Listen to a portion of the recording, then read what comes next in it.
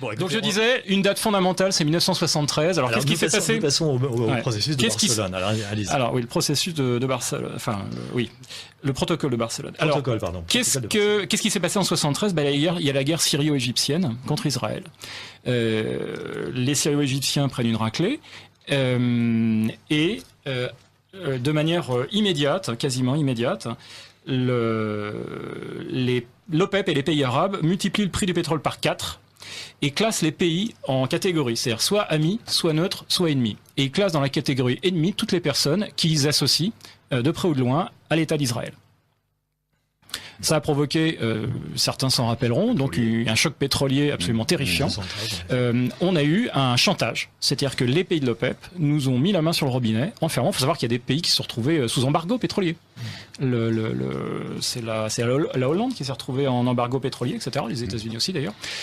Et suite à ce chantage, parce que c'est un chantage, ils nous ont imposé des conditions. Nous sommes allés à la table des négociations avec eux et nous avons tout accepté.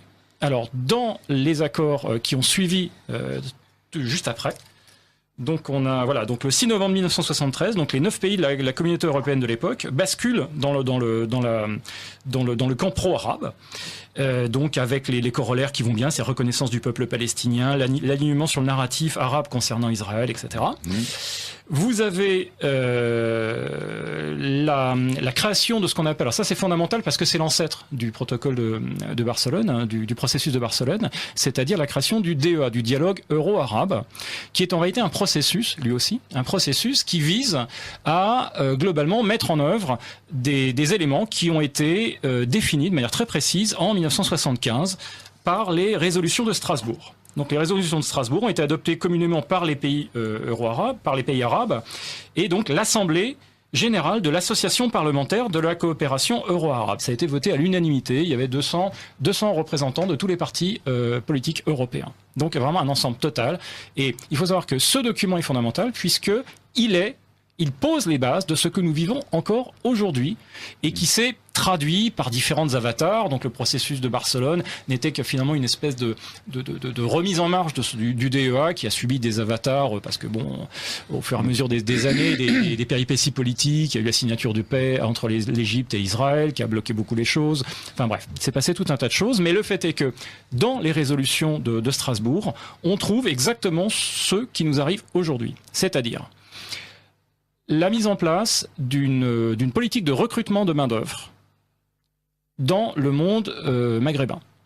L'immigration n'est pas un fait voulu par nos élites, ça a été imposé au moment du processus. Absolument pas. Ça a été réclamé par les Européens. C'est-à-dire que ce sont les Européens. J'ai mal compris. Absolument. C'est ça qui va intéresser les gens. Voilà, donc ce sont là les Européens, en l'occurrence le nom de la personne qui a posé, c'est monsieur Tillich de Clercq, donc un Belge. Il faut savoir que les Belges sont vraiment ont été très moteurs dans cette affaire-là avec la France. Donc le Belge, le Luxembourg et la France. Donc ont mis en place un deal, un arrangement. Un arrangement. Disons, nous avons besoin de main d'œuvre que nous allons prendre chez vous. Et là, les pays musulmans, eux, ont mis des conditions. Et c'est là où tout est important. Ils ont mis des conditions à cette immigration. C'est-à-dire que la condition était qu'ils disaient pas « vous allez prendre des gens chez nous, ils vont aller chez vous, et puis tout ça va se débrouiller comme je te pousse ». Pas du tout.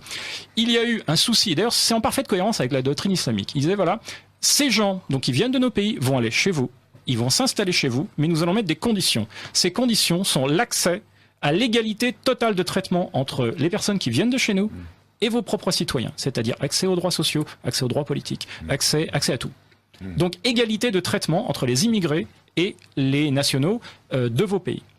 Deuxième condition, sine qua non, qui est ces gens-là, ils ne vont pas aller chez vous pour devenir comme vous, ils vont aller chez vous, mais ils restent ce qu'ils sont, et nous gardons le lien entre ces gens. C'est-à-dire que ce sont nos communautés qui vivent chez vous, à notre manière, suivi et chapeauté et cornaqué par nous.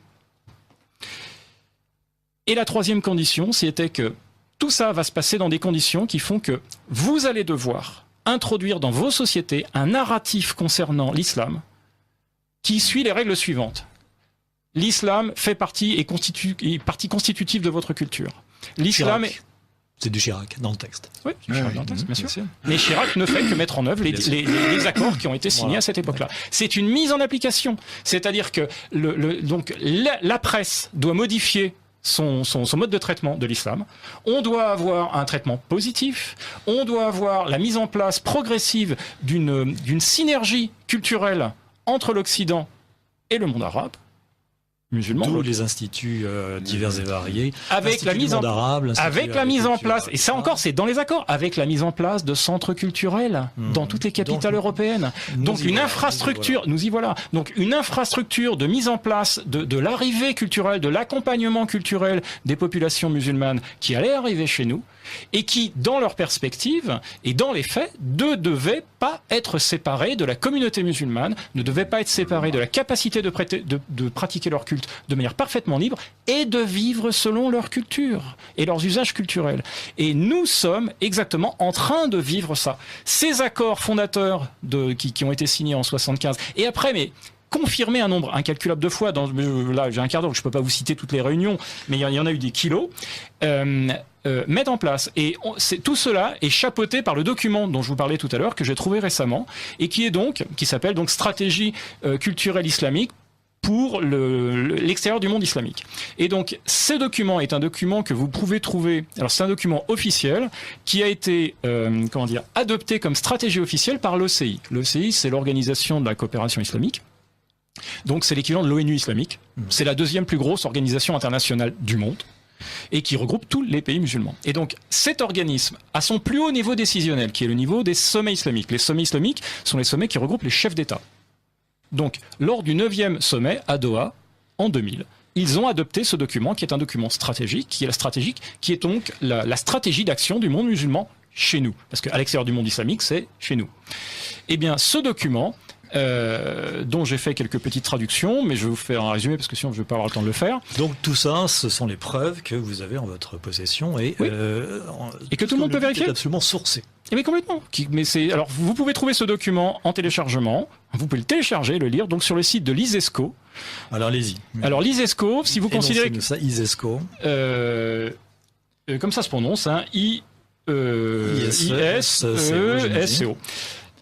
Donc, si vous imaginez l'OCI comme un gouvernement, eh bien, l'ISESCO, c'est le ministère de la Culture, de l'Éducation, de la Communication. Donc, c'est quand même un très, très gros morceau. Ça fait partie de l'organigramme officiel. Ils ont leur siège à Rabat, dans un très beau bâtiment. Et donc, vous allez sur le site de l'ISESCO, vous allez sur la partie en français, parce que vous avez un site en français, vous cliquez, vous cherchez le mot stratégie. Donc, vous allez à l'onglet stratégie et vous téléchargez ce document. Qui est un document. Qui est en anglais peut-être ? Non, qui est en français. Qui est en français. Qui est en français. Voilà. Et ce document, il est présent en arabe, en anglais et en français. Alors j'ai constaté qu'il y a des petites différences entre les versions. J'ai même fait viser la version justement par Samuel Dib, qui est parfaitement bilingue. La version arabe. La version qui fait référence, c'est la version arabe, j'imagine. Non, parce qu'en réalité, c'est comme l'OCI. Les trois langues, français, anglais et arabe, sont les langues officielles. Ce qui veut dire que les trois langues, les trois communiqués, les trois documents sont des documents officiels. D'accord. Voilà. Et donc ce document est le document adopté de manière officielle par l'OCI au niveau du sommet comme leur mode d'action pour les années qui viennent. Voilà. Et ce mode d'action, je vais le résumer très rapidement, il consiste à implanter, alors j'utilise leur terme, à implanter des communautés islamiques civilisationnellement différentes de l'Occident, qui fonctionnent selon les règles de la charia et qui ont pour vocation de prendre les postes clés au niveau politique, économique et communicationnel dans les pays hôtes. Nous sommes les pays hôtes. Voilà. Il faut savoir que l'implémentation, la mise en œuvre de cette stratégie, c'est précisé encore une fois dans le document, s'appuie sur les centres culturels, les mosquées, les écoles islamiques. Et qui sont pour l'instant marginales, ces écoles islamiques, mais qui sont pas du tout marginales. À chaque fois que vous avez une mosquée, l'étape d'après, c'est l'école islamique. Qui est à côté, qui vient après. Et d'ailleurs, dans toutes les mosquées, vous avez des salles de classe. Oh tiens, c'est bizarre, est-ce qu'il n'y aurait pas un rapport avec une sorte de processus éducatif parallèle ? Encore une fois, processus éducatif parallèle mentionné dans le document. Alors il faut savoir que ce document est donc un document officiel qui a été mis en place, alors pas par quelques excités dans le fin fond d'un pays arabe. Avant la mise en place de ce processus a nécessité pendant 9 ans, ils ont sillonné toute la France. Ils le mentionnent d'ailleurs dans le prologue de ce document. Comment est-ce qu'on en est arrivé là? Eh bien, ce sont les organisations européennes qui ont participé à l'élaboration de ce plan. C'est-à-dire que des gens qui sont chez nous. Mais le serpent qu'on a nourri, c'est-à-dire qu'on a réchauffé en notre sein des serpents, c'est-à-dire qu'on a financé, la plupart des fois, il faut savoir que les centres culturels en Europe sont financés par les États, sont financés par le contribuable. Et ce sont ces gens-là, parce qu'il n'est pas dit des centres culturels, ni des organisations islamiques. Donc eux, ils ont fait la concertation avec les chefs des centres culturels de toute l'Europe et des organisations islamiques de toute l'Europe. Ce qui veut dire que des gens comme par exemple M. Boubaker, etc., sont compris dans les organisations islamiques. Donc les organisations islamiques européennes, alors avec les guillemets bien sûr, ont réclamé à l'OCI parce qu'ils constataient qu'il y avait des signes d'assimilation des enfants musulmans dans les sociétés occidentales. Eh bien, ils ont mis en place un système qui vise à immuniser, j'utilise leurs mots, à immuniser les enfants contre l'invasion culturelle. J'utilise leurs mots. Un enfant musulman qui va dans une école occidentale est considéré comme subissant une aliénation et une invasion culturelle. Donc comme en danger. Il est en danger, bien sûr, il est en danger de sortir de l'islam et de s'assimiler à la culture européenne, ce qui est considéré comme quelque chose d'abominable. Alors, il faut bien voir que cette stratégie aujourd'hui, c'est ce qui se passe chez nous. Aujourd'hui, quand nous avons un centre culturel qui se crée, une mosquée qui s'appuie toujours sur un centre culturel, ils mettent en œuvre la politique de l'OCI. Alors, cerise sur le gâteau, puisque je vois que j'arrive, j'ai dépassé 15, cerise sur le gâteau, il faut savoir qu'un des objectifs fondamentaux, précisés comme absolument fondamentaux et nécessaires, obligatoires, c'est l'enseignement de l'arabe aux populations occidentales. Bien sûr. Ce qui veut dire que nous avons, à l'heure actuelle, une ministre qui benoîtement nous explique qu'il faut qui aujourd'hui agit objectivement, dans le cadre de sa fonction ministérielle comme un agent de l'OCI et comme un agent de mise en place de cette stratégie culturelle avec les guillemets. Voilà. Donc, et on nous parle donc dans le document anglais, il y a un mot qui est très intéressant, c'est qu'à un moment on parle de settlement, c'est-à-dire que les en français. Settlement, c'est un double sens. Ça veut dire implantation, mais ça veut aussi dire colonie. Colonisation, d'accord, oui, c'est ça. Voilà. Et le terme en anglais aussi, le document anglais est très intéressant parce qu'il mentionne explicitement comme traduction de l'Oumma. Donc l'Oumma, traditionnellement, on nous explique que c'est la communauté des croyants. Voilà. Eh bien, eux, ils emploient le terme. Voilà, eux, ils emploient le terme de nation islamique. Alors, il faut savoir que l'ISESCO, c'est un avatar des frères musulmans. Très bien. Eh bien, écoutez, donc. Alors, ce document est une bombe politique. Oui, j'imagine. Moi, personnellement, je pense qu'il y a certaines époques dans l'histoire de France où on aurait convoqué les ambassadeurs, mis ce document sur la table et on aurait dit qu'est-ce que c'est que ça? Qu'est-ce que c'est que ça? Vous avez l'intention d'appliquer ça chez nous? Et on aurait expulsé ces gens. Oui, mais il se trouve que les gens qui sont au gouvernement ne sont peut-être pas tout à fait étrangers à ce...